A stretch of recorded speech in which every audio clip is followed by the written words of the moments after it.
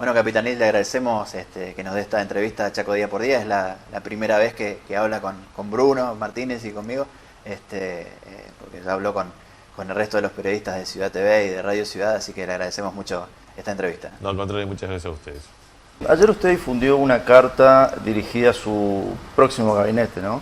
Hizo hincapié en la cuestión de la honestidad, moralmente intachable, pidió usted. ¿Esto tiene que ver con una preocupación vinculada a lo que ocurrió con el gabinete de Pepo o es una norma general que usted espera de su equipo? No, es una norma general porque me parece que lo que yo pongo en la carta a todos los funcionarios y en el momento de elegir a cada uno de los miembros del equipo, le transmití claramente que tres son los factores que afectan sustancialmente la credibilidad y la confianza de un gobierno. Primero, la soberbia, es decir, ignorar al otro o no tener la humildad de escuchar al otro con sus problemas y desde el corazón. La segunda es la corrupción, porque obviamente eso dinamita cualquier nivel de confianza y credibilidad de un buen gobierno. Y tercero, la falta de dedicación, esfuerzo y trabajo sistemático para resolver los problemas de la comunidad. Esta es una oportunidad única en el sentido de que es poco tiempo para resolver muchos problemas. Siempre uno tiene que plantear la ecuación entre problemas y soluciones. Uno inicia la gestión con más problemas que soluciones y tiene que terminar la gestión con más soluciones que problemas. Entonces, desde esa perspectiva, hay cuestiones que tienen que ver con alto nivel de sensibilidad en la opinión pública. Por ejemplo, corrupción. Por eso es necesario tener un protocolo anticorrupción. Yo estoy generando los procesos para la suscripción, para cada funcionario, un protocolo anticorrupción. Protocolo anticorrupción que tiene que ver con desde declaración jurada patrimonial, impositiva, etcétera, etcétera, contravenciones, delitos y también los temas de violencia de género. Es un tema de altísimo nivel de sensibilidad. Entonces, todo tema de acoso laboral, violencia de género, abuso sexual, etcétera, tiene que tener un protocolo de prevención. Tanto para la elección del miembro del equipo como también para la ejecución de su tarea diaria y cotidiana. Y a su vez también lo mismo ocurre con el protocolo anticorrupción. Esto significa de los niveles de contratación, la publicación, los niveles de acceso a la información, o sea, un modelo que garantice un sistema de escrutinio público de prevención de delitos de cualquier tipo o naturaleza. Entonces, desde la conformación de la agenda, la publicación de la misma, bueno, todo lo que es necesario en un protocolo anticorrupción y un protocolo antiviolencia que es absolutamente imprescindible, o sea, violencia de género, acoso, abuso, etc. Es decir, que si hay una denuncia de corrupción contra algún funcionario suyo, ¿usted lo va a echar? Pero ¿Cómo va a ser? Por supuesto, tiene que estar sometido al procedimiento penal correspondiente. Si obviamente se identifica con la tipificación de un delito, pero por eso es necesario, primero, cada uno de los instrumentos legales. Por eso, en el caso de los proyectos de leyes que enviemos a la Cámara de Diputados, como así también los actos administrativos que tienen que ver con decretos o resoluciones ministeriales o disposiciones de los subsecretarios, todo va a tener una estructura jurídica con medidas preventivas. Entonces, eso significa un checklist, del mismo modo que un piloto de un avión tiene un checklist para iniciar el proceso de carretaje para que el avión suba y después aterrice. Bueno, lo mismo tiene que tener el tema de los instrumentos correspondientes. Eso significa también la intervención de los organismos de control constitucional, desde la Contraloría General de la Provincia hasta la Fiscalía de Estado, hasta la Asesoría General de Gobierno, hasta la lectura minuciosa del expediente por parte del subsecretario legal y técnico de la Secretaría General de la Gobernación, cuando efectivamente se trate de un acto administrativo emanado por autoridad competente, artículo 141 de la Constitución, que es el gobernador. Capitanich, justamente con respecto a los organismos del Estado, a los organismos de control del Estado, tanto los internos como los externos, hay como una sensación de que no hacen bien su trabajo o no vienen haciendo bien su trabajo.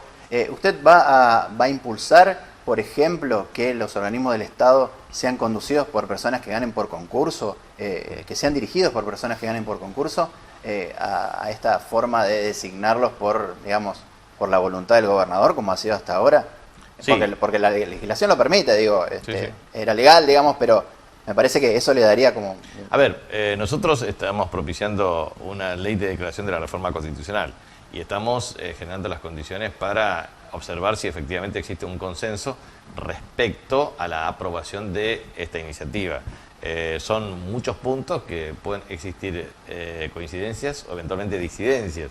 Ahora, los organismos de control, primero, los organismos constitucionales, todos para mí, todos tienen que ser elegidos por concurso de antecedentes y oposición. Eso significa desde el organismo de control interno, que es la Contraloría General, puede después transformarse en una sindicatura general de la provincia, pero eso, independientemente del nombre, es un organismo de control interno, de acuerdo a la Ley de Administración Financiera y Sistema de Control. También la Fiscalía de Estado, también el tema de la Tesorería General de la Gobernación, de la Tesorería General, del mismo modo que el Defensor del Pueblo. O sea, para mí todos los cargos con rango constitucional deben ser elegidos por concurso de antecedentes y oposición. También, por ejemplo, una eventual, un cambio que puede ser la Oficina Anticorrupción o el tema de la Fiscalía de Investigaciones Administrativas. O sea, si nosotros somos capaces de tener una cultura política e institucional en donde todos los cargos puedan ser sometidos a un proceso transparente de concurso de antecedentes y oposición, eso nos va a dar la garantía de un proceso de calidad institucional y democrática. Con relación al tema pases a planta, bueno, desde su espacio político se impulsó una medida cautelar, un amparo, que bueno, ahora fue revocada por la Cámara. ¿Se quiso meter a gente por la ventana en este último tramo del gobierno de Pepo? Mire, yo la verdad es que no quiero emitir juicio de valor alguno, simplemente entiendo que hay una cuestión objetiva. El Estado provincial tiene que estar bien organizado. Y nosotros oportunamente sancionamos la ley 6655 porque veníamos con un efecto arrastre en 2007. Tuvimos lo que se denominó el operativo retirada. Y la verdad es que eso no es bueno, ni para la democracia, ni para la salud y la calidad de las instituciones. Hay que poner un límite 1 año antes, 2 años antes, etcétera, pero a su vez también hay que respetar claramente el procedimiento de concurso de antecedentes y oposición. Entonces, nosotros lo que vamos a hacer es revisar los procedimientos correspondientes, pero a su vez también entiendo que es absolutamente imprescindible entender que no puede haber precarización laboral en el sector público. ¿Por qué no puede haber? Porque nadie puede trabajar si no entró por concurso de antecedentes y oposición. Entonces, estos mecanismos en donde se llega a fin de año o se llega antes de la finalización de un mandato y hay presión permanente para que efectivamente los mismos puedan ingresar al Estado, la verdad que es una presión absolutamente insaciable. Entonces, creo que es importante plantear lo siguiente. Primero, nosotros pretendemos propiciar una ley de emergencia económica, social, financiera, productiva, alimentaria y sanitaria, pero a su vez también lo que pretendemos es tener un esquema de congelamiento de vacantes, porque la verdad es que lo que nosotros necesitamos es tener un mecanismo que permita garantizar la sostenibilidad de un resultado fiscal primario y financiero positivo. Entonces, hoy nosotros tenemos factores de déficit fiscal en la provincia. ¿Cuáles son los factores? Primero, tenemos las empresas públicas, tanto SECHEP como SAMEP, con déficit.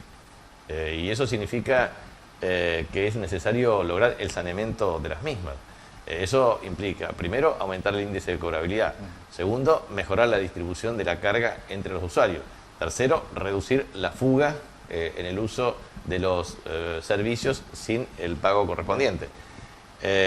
Cuarto, lo que me parece que es absolutamente imprescindible es lograr también una reducción de costos operativos y que sea compatible con la prestación y la calidad de servicio. Entonces, nos parece a nosotros que es vital el saneamiento de SECHEP y de SAMEP desde el punto de vista de la búsqueda clara de equilibrio financiero, y también nosotros necesitamos que el Estado Nacional, en virtud del consenso fiscal, genere los mecanismos de transferencia para la compensación del déficit previsional, aunque sea parcialmente, y a su vez también necesitamos que el Estado Nacional nos ayude a establecer un mecanismo de financiamiento de lo que nosotros denominamos renta mínima progresiva de base universal, es decir, personas que pueden generar mecanismos de financiamiento para los niveles de certificación de escolarización, certificación de sanitaria, certificación de capacitación, etcétera, para promover empleo y empleabilidad de carácter sustentable, porque la verdad es que nosotros necesitamos cerrar la brecha fiscal. Si nosotros proyectamos la brecha fiscal desde diciembre, depurado del medio aguinaldo, la verdad es que tenemos una proyección de entre 12 a 15 mil millones de pesos de déficit, tal cual está estipulado así. Ahora, ¿eso se puede revertir? Claramente se puede revertir.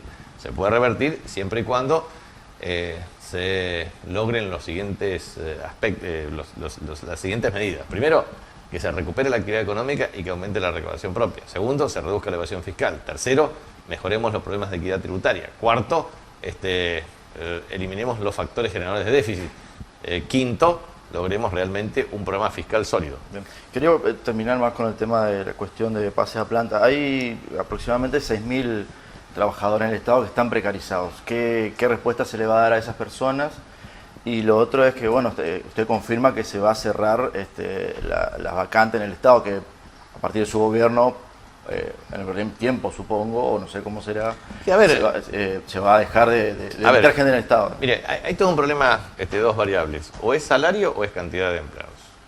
Si los trabajadores del sector público en distintos organismos están disconformes con su política salarial, eso tiene que ver con que hay un exceso de cantidad.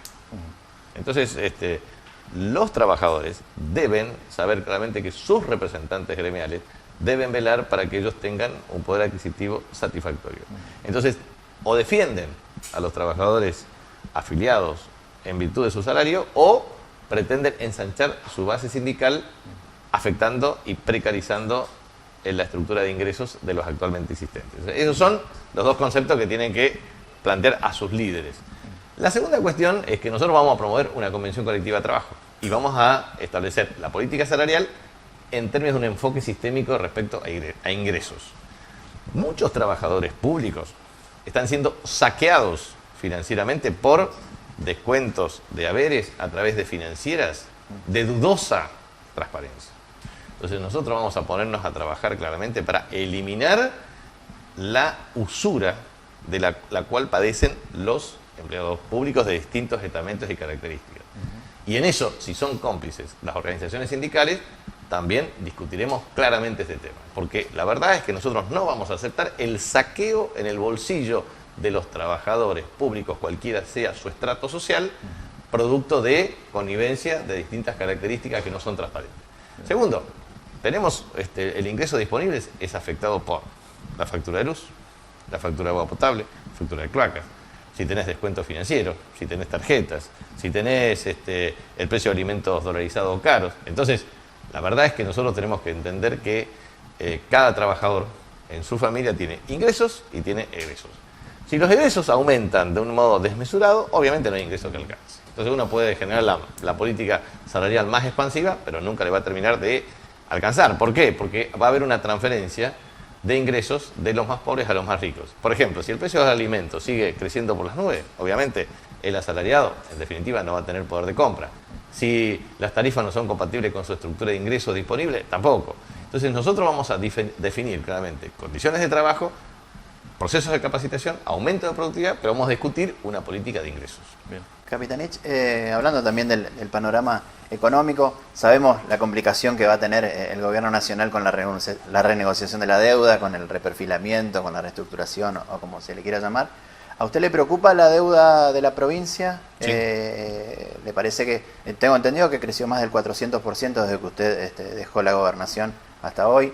Más de 380 millones de dólares de deuda y 16.000 millones de pesos, creo que tengo entendido. Sí, yo tengo la consolidación de deuda en torno a los 41.000 millones de pesos, tomando el sector público consolidado, y a su vez también hay que ver lo que significa también la evolución de la deuda flotante en términos de corte, no solamente al 10 de diciembre, sino también al 31 de diciembre y el devengamiento de ciertas obligaciones de carácter financiero.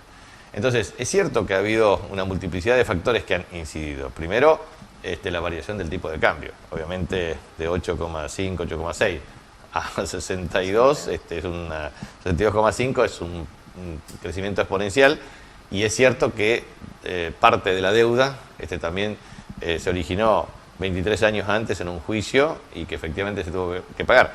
Pero no es menos cierto que parte de esos recursos también no se asignaron tal cual lo que la ley preveía.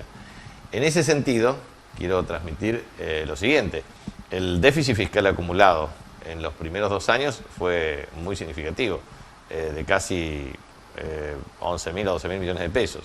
Entonces, si uno toma el consolidado, hay que ver la proyección final al mes de diciembre, pero puede alcanzar a cerca de 18.000 millones de pesos.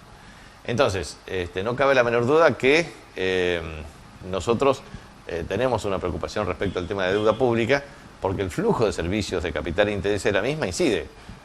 Por ejemplo, el impacto de vencimiento puede afectar cerca de 4.000 millones de pesos del año próximo.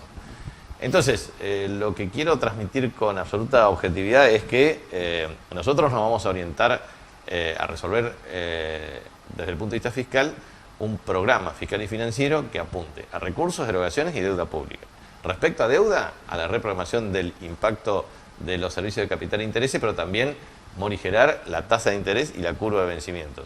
Segundo, en materia de erogaciones, vamos a tratar de maximizar las erogaciones de capital para tener un efecto multiplicador en la generación de empleo, pero también en materia de erogaciones corrientes vamos a revisar cada una de las partidas.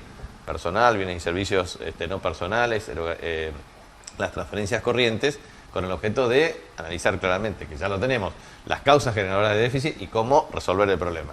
Y en qué tiempo lo vamos a resolver, porque no se puede resolver todo de un día para el otro. Y respecto a recursos, obviamente los recursos propios han sido fuertemente afectados por varias razones. El tema de inundaciones afectó severamente. El tema de recesión económica afectó severamente. Pero también hay temas de eficiencia recaudatoria y de evasión que es necesario atacar integralmente. Nosotros pretendemos hacer una combinación de aumento de recursos, reducción de gasto y reprogramación de flujo de servicios con el objeto de lograr equilibrio fiscal y financiero en los próximos meses y obviamente en los 4 años que dura nuestro mandato. Entonces, sabemos que la situación no va a ser fácil, digamos. Nosotros estamos trabajando para que el 19 y el 20 de diciembre podamos cancelar el medio aguinaldo. De acuerdo a la proyección diaria de flujo financiero, vamos a tener dificultades. A su vez, vemos las características básicas, digamos, del problema. Hoy se cancelan los salarios de noviembre, pero a su vez no se ha podido cancelar el tema de subsidio de transporte y hay un retraso en la última cuota del Fondo de Participación Municipal, que debería, obviamente, asignarse en el día de la fecha. Con lo cual, estamos observando claramente que la situación de flujo de caja de tesorería no es la mejor. En consecuencia, tenemos que usar todo el ingenio para ver cómo podemos acumular los fondos para pagar el medio aguinaldo y a su vez cómo lograr un financiamiento que nos permita cancelar el mes de enero. El mes de diciembre en enero. Cuando usted habla de bajar costos, está hablando de algún ajuste dentro de lo que es la administración pública. ¿Tiene detectadas las áreas donde va a ajustar? A ver, nosotros, yo prefiero hablar siempre del tema del análisis sistemático de cada una de las erogaciones. La austeridad en el ejercicio de gobierno va a ser clave y nosotros vamos a eliminar todos los factores generadores de déficit o de erogaciones que no sean compatibles con este concepto de austeridad. Por ejemplo, mirar bien cada una de las contrataciones, mirar bien cada una de las transferencias, mirar bien el tema de estas cuestiones. O sea, si uno toma factores generadores de déficit, el subsidio entre SAMEP, SECHEP y el tema del déficit provisional son 600 millones de pesos, lo proyectás 7.200 en el año, ¿cierto? Entonces, si vos tomás el tema de transferencias sociales directas para programas de protección social, becas, etcétera, bueno, eso proyectado te da 2.400 millones de pesos en el año. Si vos tomás el tema de determinado tipo de asignaciones de recursos para organismos y su funcionamiento, y te da también cerca de 400 millones de pesos. Entonces, lo que nosotros vamos a analizar es meticulosamente, partida por partida, con el objeto de ir ordenando la cuestión. Bien. El tema tarifas. ¿Piensa congelar las tarifas de luz y agua? Nosotros vamos a fijar una política tarifaria que sea compatible con la política nacional. Alberto Fernández ha planteado claramente el concepto de la desdolarización. Y la verdad es que nosotros queremos avanzar en un enfoque vinculado a lo siguiente. No tuve un informe final y definitivo de SECHEP, pero el análisis preliminar indica que hay cerca de 4.200 millones de pesos de facturas sin cobrar en SECHEP. Pero también, obviamente, una acumulación de deuda que se ha cancelado con CAMESA y se han afectado recursos propios del Estado y coparticipables. Y a su vez hay un plan de pagos. Entonces, lo que nosotros queremos ver es cómo podemos recuperar parte de esos recursos no cobrados Y a su vez también esto ocurre concretamente en lo siguiente. El sistema eléctrico en la provincia tiene más de 400.000 usuarios. Tenemos 46.000 usuarios en donde efectivamente existe precarización en los procesos de conexión domiciliaria y en consecuencia su facturación. O sea que implica más del 10% del total de conexiones. Eso afecta el tema de pérdida eléctrica, que está en torno al 22%, y eso significa superior al 17% admitido por la empresa de comercialización. Entonces, lo que nosotros queremos es ver cómo podemos llegar a financiar un sistema de telemedición para energía eléctrica, para agua potable, para cloacas, para gas, para todo tipo de consumos, con un sistema de verificación online y poder distribuir el cuadro tarifario por uso horario, por nivel de ingreso disponible, etc. Porque el problema central es cuánto afecta la tarifa del ingreso disponible. No es lo mismo que te afecte 3%, que te afecte 6%, que te afecte 10% o que te afecte 30%. Entonces, nosotros lo que tenemos que plantear es un sistema de política tarifaria que sea compatible con el ingreso disponible de las familias. Ese va a ser el trabajo que vamos a hacer. Y nosotros, en ese sentido, vamos Se hablaba de enganchar los aumentos con el aumento de sueldo. Bueno, distintas opciones. Distintas opciones en las que, primero, vamos a definir una política a nivel nacional, una política tarifaria, y dentro de la política tarifaria la política provincial.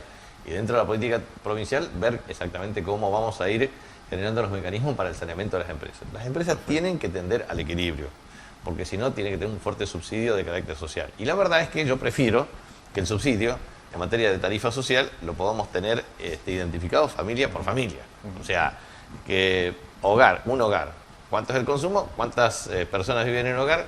¿Cuál es la estructura de ingresos y cómo lo afecta? Entonces, y a su vez también necesitamos que se ejecuten todo el programa de inversiones que tenemos, porque eso es lo que te va a determinar la calidad de servicio. O sea, los que tienen mayor capacidad de pago en términos de ingreso disponible y capacidad contributiva, también tengan buenos servicios, porque si no registran buenos servicios y a su vez tienen que pagar facturas exorbitantes, obviamente tienen un sistema de protesta real y natural.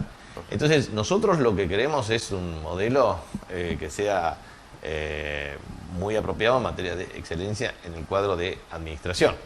Y bueno, eso nos va a llevar tiempo, esto no lo vamos a poder resolver de un día para el otro, pero también no es menos cierto que tenemos prioridades en materia de inversión y prioridades en materia de financiamiento. Por ejemplo, yo decía en varios reportajes en el transcurso de la semana que cuando yo inicié la gobernación el 10 de diciembre del 2007, era impensable lograr 5.000 millones de dólares prácticamente de inversión que se lograron, desde agua potable, cloacas, fibra óptica, gas, energía eléctrica. Era, la verdad, una utopía. Pero hoy, para hacer todo lo que nos falta, 2.500 millones de dólares. O sea, la mitad de eso. ¿Podremos lograrlo? Ese será el desafío. O sea, nosotros vamos a hacer el máximo esfuerzo.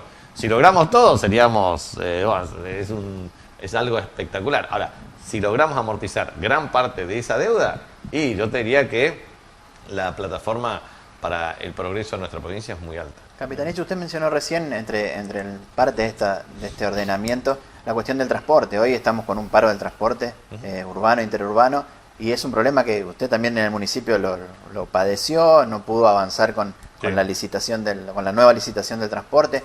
¿Tiene algún plan para, desde la gobernación, poder ordenar esta situación y que cada vez que empieza un mes la gente o los usuarios no estén padeciendo un paro de transporte? Sí, nosotros en primer lugar tenemos una transición. En el mes de diciembre no se puede hacer ninguna modificación.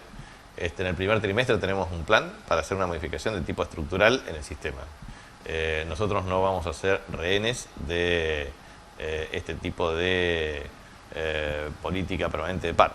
O sea, la verdad es que los empresarios también se tienen que hacer cargo de la responsabilidad que le compete y no transferir su responsabilidad al Estado. Esa es una cuestión clave. Y la verdad es que tienen que funcionar en el marco de lo que significa un servicio público. Y el servicio público tiene que ser sometido a normas laborales, como por ejemplo la conciliación obligatoria con un plazo determinado para la búsqueda de una solución razonable. No podemos dejar sin servicios a los usuarios. Es cierto y es perfectamente claro que los trabajadores tienen que percibir sus ingresos en tiempo y en forma, pero también los empresarios tienen que asumir su responsabilidad, porque si existe una colusión de intereses entre empresarios y sindicatos para que el Estado se haga cargo de sus problemas, entonces no tenemos la claridad necesaria para la fiscalización y el control del servicio. Entonces, yo también voy a ser muy enfático respecto a los que quieran hacerse cargo de determinado tipo de servicios. Si los intendentes municipales del área metropolitana se ponen de acuerdo con un sistema de transferencia, con un sistema de boleto único y se hacen cargo de los recorridos segmentados por localidad, yo no tengo ningún problema en transferir todo el tema de servicio y un sistema de automaticidad en el tema de subsidio. Eso correrá por cuenta de quien efectivamente lo quiera. La segunda cuestión, lo mismo le planteo en todo sentido. Hoy hay 30.000 conexiones domiciliarias de agua potable de la provincia, que no existe un sistema de recupero regular por parte de las cooperativas. Bueno, acá somos todos amigos, pero recurso que se presta, recurso que se paga. Si no, lo presta directamente la empresa. Y así sucesivamente, o sea, porque si no existe inequidad o desigualdad. Hay unos pocos que tienen que cumplir por otros que incumplen. Entonces, me parece que la regla tiene que ser pareja para todos. Bien. Lo quería llevar al terreno político. En las últimas elecciones municipales, el Frente Chaqueño perdió 8 de las 9 localidades en que compitió. Falló la campaña, falló usted, fallaron los candidatos. ¿Qué pasó? En 4 elecciones, cuando fui candidato gané en todas, de una manera contundente. No hay transferencia de votos. Y la verdad es que era mucho más cómodo para nosotros lograr un mecanismo de decir no participamos en las elecciones municipales. Pero entiendo que teníamos que también expresar lealtad con los compañeros y compañeras que habían aportado. Pero yo hago un análisis macro del sistema político municipal. De 68 municipios, 51 forman parte de nuestro espacio. Perdón, de 69 municipios, 51 forman parte de nuestro espacio. Y la verdad es que es algo muy importante en términos de, salvo creo que el punto máximo fueron 54. Tuvo mucho que ver que usted esté en la boleta también, ¿no? Claro, o sea, no hay transferencia de votos. Sabíamos nosotros los niveles de liderazgo que se ejercieron. Primero, porque no hubo primarias abiertas, obligatorias y simultáneas. Las candidaturas se inscribieron con anticipación. Y la verdad es que hemos tratado de acordar una metodología para que compitan todos y en virtud de eso se respeten los resultados. En este sentido de las primarias, Capitanich, le quería consultar, creo que forma parte de su proyecto para reformar, digamos, pero sí. ¿Tiene pensado una idea de unificar elecciones, de garantizar que las primarias se puedan realizar sin excepciones? Porque al final, este año, digamos, se manipuló el calendario electoral de una manera, primero con la postergación de la fecha de elecciones, después con el cambio de la fecha de elecciones para gobernador. ¿Piensa de alguna manera darle un marco institucional para que no dependa del gobernador de turno fijar la fecha cuando le parezca? Nosotros lo que propiciamos es un pacto político, económico, social. Eso significa un modelo de concertación. Nosotros vamos a distribuir a los partidos políticos, nos reunimos con los partidos políticos, con el Consejo Económico Social, con los diputados provinciales, nos reunimos con también los intendentes de todos los signos políticos. Y en virtud de eso, lo que planteamos claramente es la necesidad de una concertación política, económica y social. Muy bien. Plan Chaco 2030, 25 acuerdos sectoriales, 10 políticas públicas prioritarias. Planteamos un pacto económico, político y social con 10 compromisos y cerca de 50 iniciativas legislativas que la estamos pergeñando para no atosigar al Parlamento en el principio de la gestión. Pero obviamente pretendemos que exista una agenda legislativa con debate público. ¿Cuáles son los temas de debate público que nosotros vamos a plantear? Primero, la ley de organización de partidos políticos, porque creemos en el fortalecimiento de la capacidad institucional. Pero también creemos en la necesidad de una transparencia del sistema electoral. ¿Qué significa eso? Primero, reforma hasta del Tribunal Electoral en una eventual reforma constitucional. ¿Están de acuerdo desde los miembros del Supremo Tribunal de Justicia hasta los partidos de oposición? Segundo, buscar un sistema único y modificable. Por ejemplo, boleta única de papel como existe en la provincia de Santa Fe, si están todos de acuerdo. Tercero, unificación del calendario electoral que sea inmutable e inmodificable. Y en virtud de eso, la Constitución hoy establece fecha conjunta admisible para todas las, fecha por separado para el tema de gobernación. Bueno, si eso se discute o no, lo importante es que cuando se trate de elecciones legislativas nacionales y provinciales vaya todos juntos, como se hizo en el 2013. Que exista un sistema de selección de candidaturas abiertas, primarias, obligatorias y simultáneas. Algunos dicen, bueno, si no hay más de un candidato, que ese partido no funcione o que sea voluntario. Bueno, lo que sea, vamos a plantear para que exista un sistema de selección de candidaturas a través de primarias. Entonces, creemos nosotros que un sistema, y con un sistema de financiamiento de partidos políticos perfectamente establecido, garantizado, transparente, con rendición de cuentas. Entonces, si nosotros hacemos un sistema sólido, claro, transparente, me parece que eso nos va a evitar la manipulación. Lo que ha ocurrido realmente en este año 2019 ha sido muy complicado para todos. Entonces, creo que es necesario reformar eso y están todos de acuerdo, me parece, para resolverlo.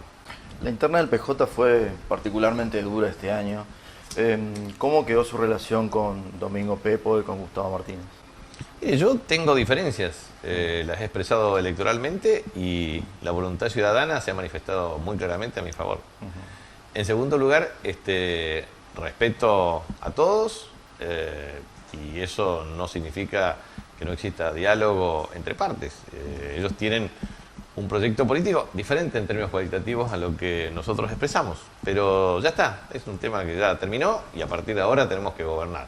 Y lo que nosotros planteamos en nuestro eslogan de gobierno va a ser Chaco, gobierno de todos. De manera que nosotros no vamos a excluir a nadie y vamos a trabajar con todos y entre todos. Y esta es la premisa de gobierno. El tema es que Gustavo Martínez no fue a la última reunión de intendentes que convocó, fue el único que no fue. Sí, sí. Es un problema. La verdad, yo hablo con él y es un problema de él. O sea, él tiene si él tiene la vocación de trabajar por Resistencia, va a necesitar claramente la cooperación del gobierno de la provincia, como también del gobierno nacional.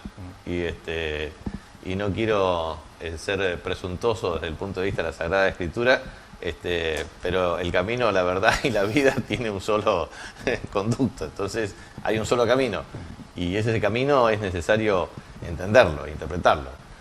Nosotros, los gobernadores de las provincias argentinas, hemos sido elegidos por la voluntad popular, somos agentes federales, artículo 5 de la Constitución Nacional, y la verdad es que nosotros vamos a tener diálogo abierto con todos y entre todos. Yo he hablado con todos los intendentes de la oposición, he hablado con él y hablo con él, y él puede tener diferencias o proyectos políticos absolutamente disímiles o alternativos, pero una cosa es la política y otra cosa es la gestión. Capitanich, usted habla de fortalecer el sistema de partidos. En abril se renuevan las autoridades en el Partido Justicialista. ¿Usted aspira a conducirlo al partido? No, nuestro candidato es Atranton Charuco. Atranton Charuco va a ser su candidato.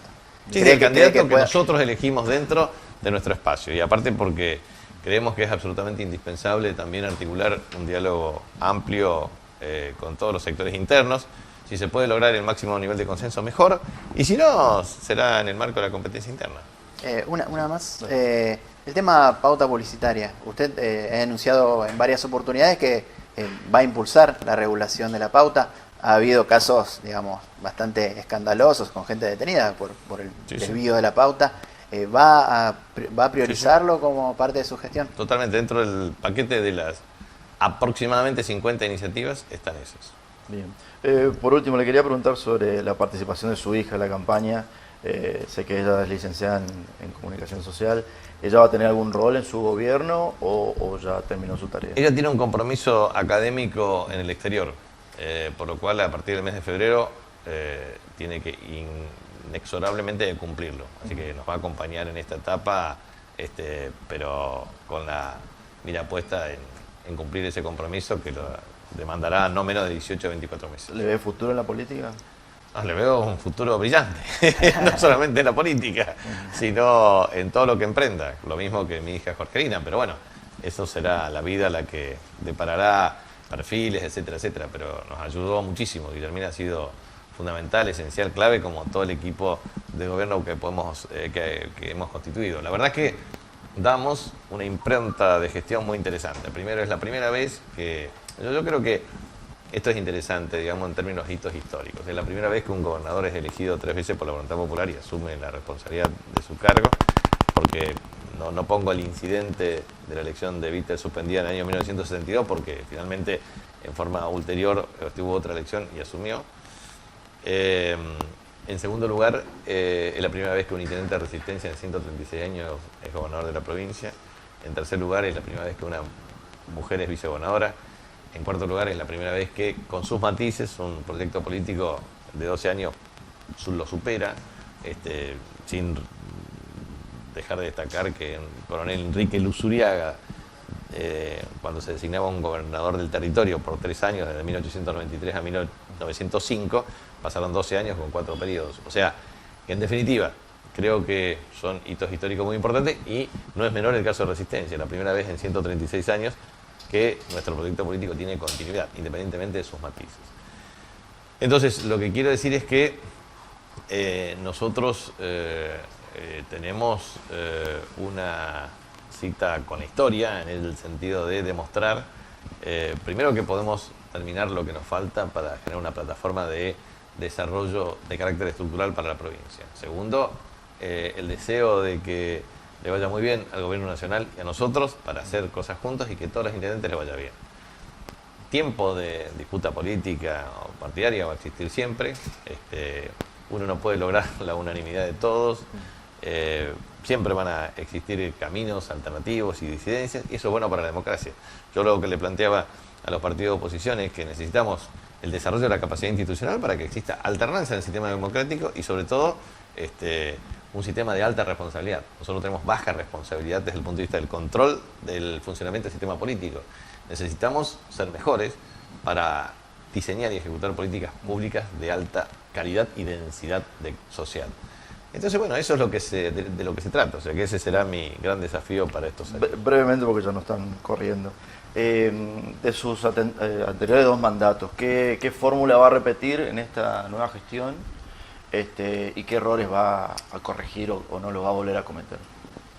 No, a ver, el tema, fuimos muy minuciosos en los procesos de selección de los perfiles para el desempeño de los cargos. La ventaja es que yo siempre tuve experiencia de gestión para asumir, pero creo que tenemos equipos de mayor experiencia para la ejecución inicial ya de políticas. Eso es mucho más fácil y mucho más detallado. Y por supuesto, y vamos a repetir una fórmula que es trabajo, más trabajo, más trabajo, más trabajo, hasta que se logren los objetivos. Perfecto. Bueno.